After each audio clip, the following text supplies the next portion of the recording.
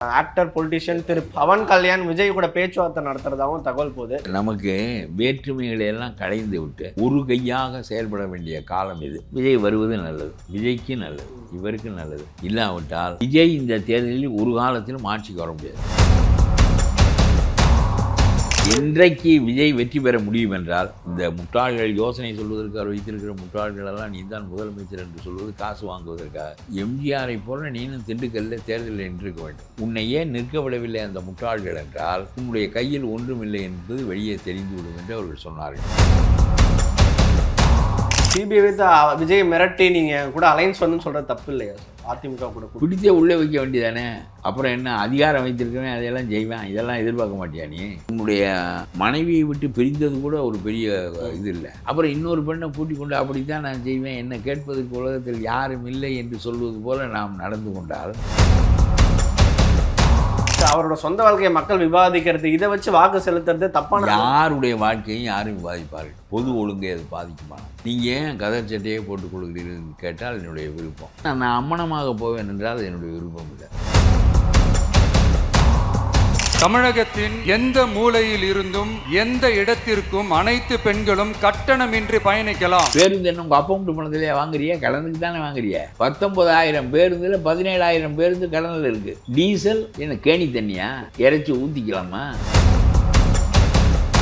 1 பவுன் தங்கமும் தரமான பட்டு சேலையும் தாய் வீட்டில் இருந்து அண்ணன் சீராக அளிக்கப்படும். கட்டின பொண்டாட்டியே விட்டுருவோம். அப்புறம் எல்லாருக்கும் அண்ணனா இருக்கேன்னா ரொம்ப முக்கியம். மகளுக்கு தந்தையாரு, மகனுக்கு தந்தையாரு, கட்டின பொண்டாட்டிக்கு புருஷனாரு.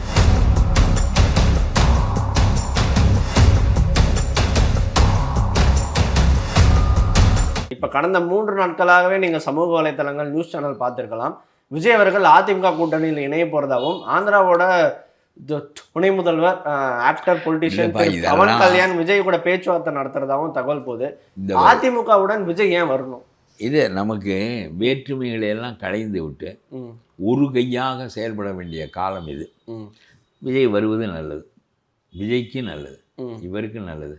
இல்லாவிட்டால் விஜய் இந்த தேர்தலில் ஒரு காலத்திலும் ஆட்சிக்கு வர முடியாது. அவர் அண்ணாமலை போன தடவை சிறுகச் செய்த தப்பை இவர் கொஞ்சம் பெருகச் செய்வார், கொஞ்சம் கூடுதலாக.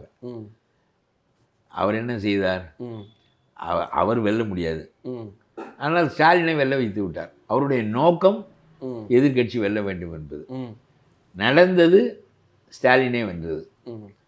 இதைத்தான் இப்பொழுது நம்முடைய விஜய் செய்ய போகிறார்.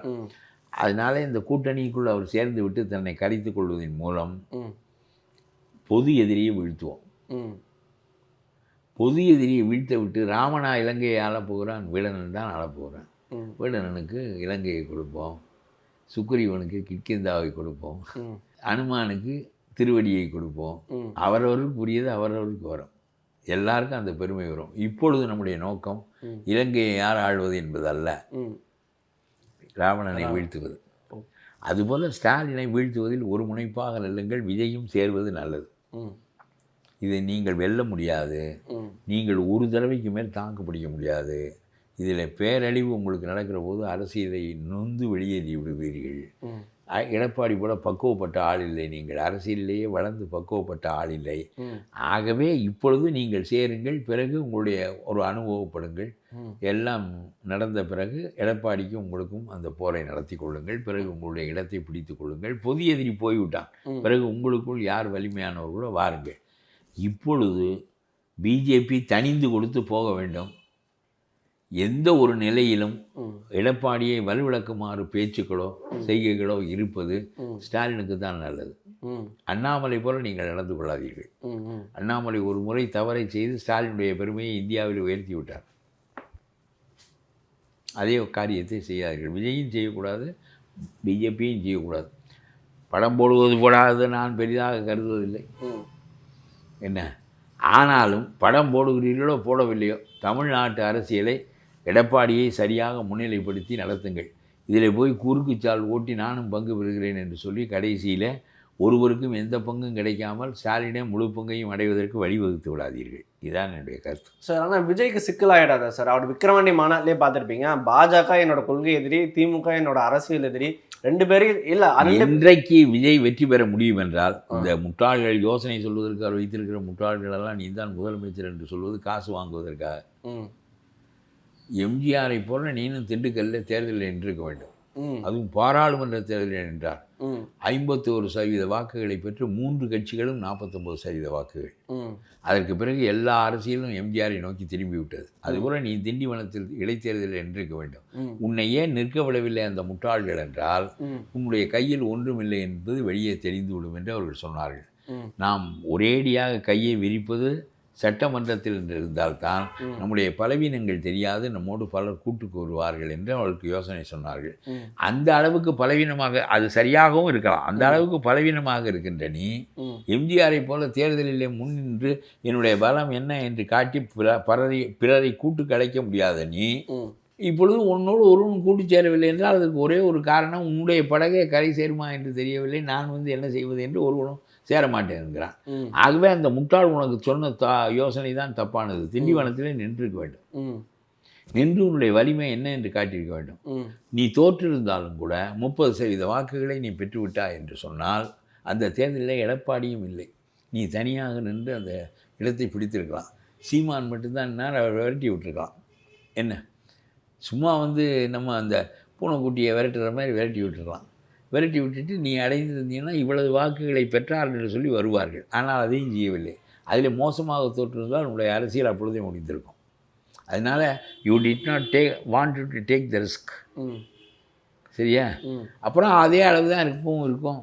ஒருத்தனும் வரமாட்டேன், அப்புறம் நம்ம யாரோடையாவது சேரணும், வேறு என்ன பண்ண முடியும்? சிபிஐ வைத்து பாஜக விஜய் மேலே ஒரு அழுத்தம் போடுறதா ஒரு தகவல் சார். எல்லாம் செய்வார்கள், அரசியலில் அழுத்தம் போடுவார்கள். இதெல்லாம் எதிர்பார்த்து தான் நீ அரசியலுக்கு வரணும்.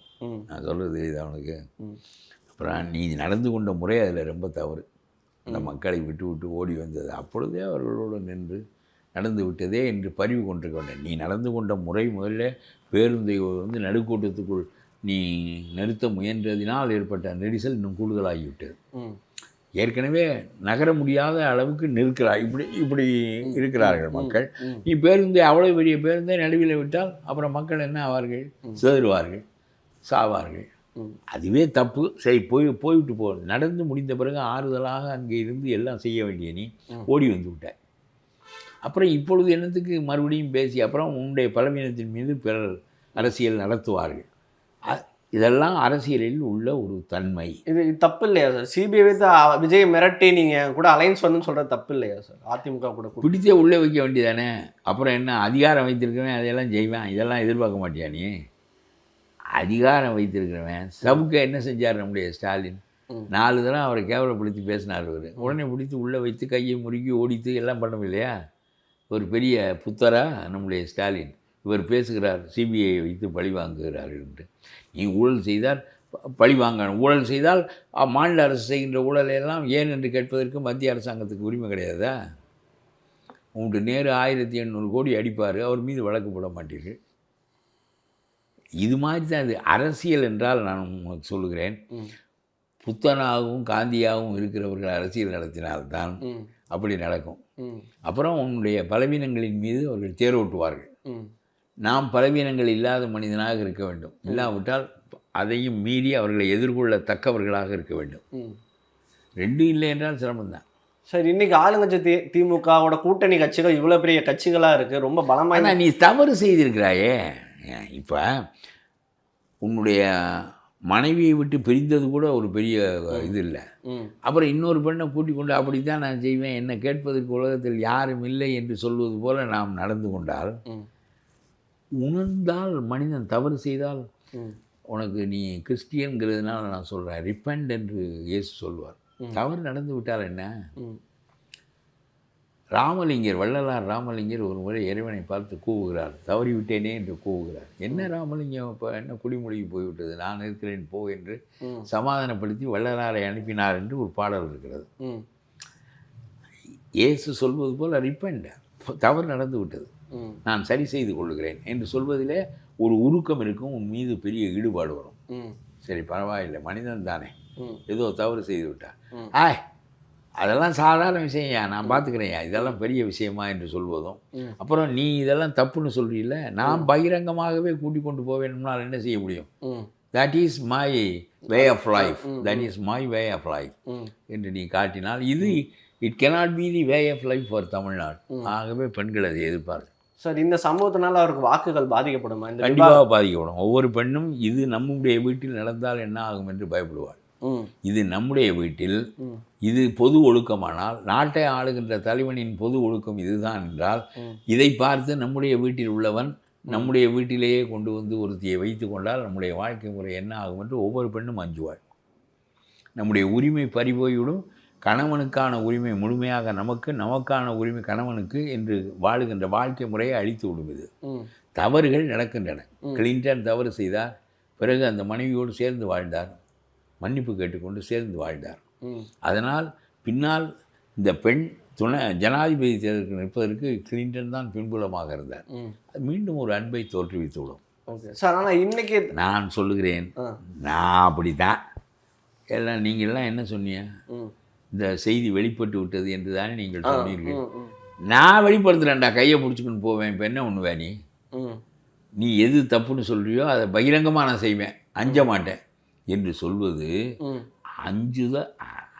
அஞ்சுதல் அஞ்சாமை பேதமை. அஞ்சத்தக்கதுக்கு அஞ்சாமல் இருப்பது பேதமை என்று திருவள்ளுவன் சொல்வான். அஞ்சுவதற்கு அஞ்ச வேண்டும். ஊர் உலகம் படிக்குமே என்றால் அஞ்ச வேண்டும். அப்புறம் ஊர் உலகம் படித்தால் என்ன, நான் கையை பிடித்து கொண்டு நடப்பேன் என்று புதிய வாழ்க்கை முறையை காட்டினால் இது தமிழ்நாட்டுக்குள்ள வாழ்க்கை முறை இல்லை, இது தமிழ்நாட்டுக்குள்ள தலைவன் இல்லை என்று கருதுவார்கள். தவறு நடந்து விட்டால் வருத்தப்படு, கண்ணீர் விடு, சேர்த்து கொண்டு வாழ். இப்போ என்ன குடிமொழி போய்விட்டது. உலகத்திலேயே நீ முதலமைச்சராக வேண்டிய கட்டாயம் ஒன்றும் கிடையாது. ஆனால் ஒரு குடும்பம் சிதைவது என்பது நல்லதில்லை. எந்த குடும்பமும் சிதையக்கூடாது. ஒரு குடும்பம் ஒரு பெண்ணை சார்ந்திருக்கிறது, அந்த பெண் ஆணை சார்ந்திருக்கிறாள். இவர்கள் 2 பேருக்கும் பிறக்கிற பிள்ளைகளுக்கு இவர்கள் சார்பாக இருக்கிறார்கள். அந்த குடும்பம் ஒரு நாள் ஒருத்தியை கைப்பிடித்து கவவுக்கை நெகிழாமல் என்று இளங்கோடிகள் சொல்லுவார். கோவலன் கண்ணகியினுடைய கையை பிடித்தது எப்படி, கவவுக்கை நெகிழாமல், பிடித்த பிடி விடாமல். அப்படியானால் இவளை எந்த அதை கோவலன் அந்த தவறு செய்தான், பிறகு உணர்றேன், அது வேற செய்தி. கவவுக்கை நெகிழாமல். அதான் வாழ்க்கையில் என்ன, எல்லா பொம்பளைக்கும் ஒரு மாதிரி தான் இருக்கும். அதெல்லாம் ஒன்றும் பெரிய இது இல்லை. அவளுடைய அன்பு, அவளுடைய தியாக வாழ்க்கை, அவள் தான் குடும்பத்தினுடைய தலைவி. அவள் அமைஞ்சா, வள்ளுவன் சொல்கிறான், ஒரு மனிதனுக்கு நல்ல மனைவி அமைந்து விட்டால் அவனுக்கு அமையாதது எது என்று கேட்கிறான். நல்ல மனைவி அமையவில்லை என்றால் நீ பெற்றது என்ன என்று கேட்கிறான். எப்படி பேசுகிறான் பாருங்க. நீ அடைந்த பணம், கார், வண்டி, புகழ், பெருமை எதுவும் அவனுக்கு முக்கியம் இல்லை. நல்ல மனைவியை பேண தெரியாவிட்டால் அதுதான் குற்றமே தவிர, வாழ்க்கையினுடைய பெரிய இறைவன் கொடுத்த வெகுமதிகளிலேயே தலையாய வெகுமதி நல்ல மனைவி. அவளை வாழ்க்கை துணை என்று சிறப்பிக்கின்றான் வள்ளுவன். நீ வாழ்க்கை துணை இல்லை, நம்ம 2 பேரும் நண்பர் கொடுத்த வாழ்க்கை துணை இல்லை. கட்டி கொண்டவள், பெற்றோர் வாழ்க்கை துணை இல்லை, பிள்ளைகள் வாழ்க்கை துணை இல்லை, யாரும் வாழ்க்கை துணை இல்லை. எல்லாரும் ஒவ்வொரு காலத்துக்கு தான் துணை. வாழ்க்கை முழுவதற்கும் துணையானவள் அவள் தான். புரியுதா? வாழ்க்கை முழுவதற்கும் துணையானவள் அவள் தான். சார், ஆனால் விஜயோட சொந்த வாழ்க்கையை பற்றி நம்ம மக்கள் பேசுறது அதெல்லாம் என்னங்க, நீ தலைவனாக இருக்கிறவன், நீ இந்த வாழ்க்கையை வாழ்ந்து காட்டினா இருக்கிற ரசிகர்கள்லாம் இதுதான் தலைவனுடைய வாழ்க்கைப்பாங்க. அப்புறம் எல்லாரும் இது மாதிரி வாழ்ந்தால் நாடு பாழா போயிடும். சார், அவரோட சொந்த வாழ்க்கையை மக்கள் விவாதிக்கிறது, இதை வச்சு வாக்கு செலுத்துறது தப்பான. யாருடைய வாழ்க்கையும் யாரும் விவாதிப்பார்கள். பொது ஒழுங்கை அது பாதிக்குமானா? நான் என்ன சொல்கிறேன், நீங்கள் ஏன் கதர் சட்டையே போட்டுக் கொள்கிறீர்கள்னு கேட்டால் என்னுடைய விருப்பம். ஆனால் நான் அம்மனமாக போவேன் என்றால் என்னுடைய விருப்பம் இல்லை. புரியுதா உனக்கு? புரியுது. அது ரெண்டுக்கும் வேறுபாடுங்க. சார், இன்னைக்கு விமனுக்கு ஆதரவாக அவர் பல்வேறு திட்டங்கள் அறிவிச்சிருக்காரு. மகளிர் தினத்தில் பார்த்துருப்பீங்க. ஆனால் அவர் சொன்ன ஒரு திட்டம் தான் என் ரொம்ப கவர்ந்துச்சு. என்ன திட்டம்? அதாவது யார் வேண்டுமானாலும், எந்த பேருந்தில் வேண்டுமானாலும், எந்த ஊரில் வேண்டுமானாலும் ஏறி எந்த ஊருக்கு வேண்டுமானாலும் செல்லலாம். சென்னையில் ஏறுங்கள், கன்னியாகுமரிக்கு செல்லுங்கள். சார், நல்ல எங்களுடைய வண்டிகளில் கண்டக்டர்கள் இருக்க மாட்டார்கள் என்றால் பயணச்சீட்டு கிடையாது, காசு கிடையாது, எதுவும் கிடையாது. ஆகவே கண்டக்டரும் கிடையாது, டிரைவர் மட்டும் இருப்பார். எல்லாரும் ஏறி உட்கார்ந்து கொண்டு எங்கு வேண்டுமோ போங்கள். 1 மாதத்தில் நாங்கள் போக்குவரத்து கழகத்தை மூடிவிடுவோம். பெட்ரோல் போடுவதற்கு கூட அவனிடம் பணம் இருக்காது. எத்தனை கோடி மக்கள் தினமும் பயணம் செய்கிறார்கள் என்று உனக்கு தெரியுமா? எப்படி பேருந்துக்கு நீ டியூ கட்டுவ? பேருந்து என்ன உங்கள் அப்பா மட்டும் பணத்திலே வாங்குறியா? கடனுக்கு தானே வாங்குறிய. 19,000 பேருந்தில் 17,000 பேருந்து கடனில் இருக்குது. புரியுதா? டீசல் என்ன கேணி தண்ணியா? இறைச்சி ஊற்றிக்கலாமா? டீசல் காசு கொடுக்கணும். ஓகே, ஒரு மாதத்துக்கு ஓட்டுவேன். பிறகு மக்களெல்லாம் என்ன அனுப்பிச்சிட்டேன், எல்லா வண்டிகளும் ஓய்ந்து போய்விட்டன. இனிமேல் நடந்து போங்கள். ஆகா, உன்னை ஆட்சிக்கு கொண்டு வந்ததில்லை வரலை நாங்கள் அனுபவித்து விட்டோம் என்று சொல்லுவார்கள் மக்கள். இதெல்லாம் ஆகிற காரியம் பேசணும். இந்த மாதிரி ஒரு கற்பனையில் வாழ்கிற தலைமை அவர். என்னன்னா உங்களுடைய கனவை சொல்லுங்கள். அந்த ஆள் அவர் பெரிய நனவையெல்லாம் இவர் நிறைவேற்றி முடித்து விட்டார். இப்பொழுது கனவுக்கு போய்விட்டார். உங்களுடைய கனவை சொல்லுங்கள். சார், விஜய் என்ன சொல்ல வர்றாருன்னா, ஸ்டாலின் சார் 30% பட்ஜெட்ல இருந்து அவர் எடுத்துட்டு போயிடுறாரு. அந்த 30% நான் மிச்சம் பண்ணி 30% 300% இல்ல சார், 30% எடுத்துக்கொண்டு போவது உண்மைதான். அதை மிச்சம் பண்ணி நான் இந்த திட்டங்கள்லாம் பண்ணுவேன். நடக்காது சார். அது 19,000 பேர் நாடு பூராவும் வெறுமனை ஓட்ட உண்டால முடியாது. 3 மாதத்துக்கு மேல முடியாது, 1 மாதத்துக்கு மேல முடியாது. இல்ல சார், விஜய் என்ன சொல்ல வர்றாருன்னா, ஊழல் பணத்தை மிச்சம் பண்ணி நம்ம தானே நீ சொல்ற. அதெல்லாம் அந்த பணமெல்லாம் காணாது. இப்போ நம்ம கடன் எவ்வளவு இருக்குன்னு தெரியுமா? பேருந்துகளில் 48,000 கோடி இழப்பு. ஓகே, 48,000 கோடி ஏற்கனவே இழப்பில் இருக்கு. ஓகே, டீசலுக்கு பணம் வாங்கி, கண்டக்டருக்கும் டிரைவருக்கும் பணம் வாங்கி, பயணச்சீட்டு விற்று இந்த கதி. தனியாருக்கு சமமாக பயணச்சீட்டு விற்று இந்த கதி. இதில் ஊழல் பண்ணதில் கொஞ்சம் நான் ஒழுங்குபடுத்துவேன் என்று சொன்னால் பேருந்துகள் லாபத்துக்கு வரும். இதை சொல்லு, உன்னை அறிவுடையவன் நான் நினைப்பேன்.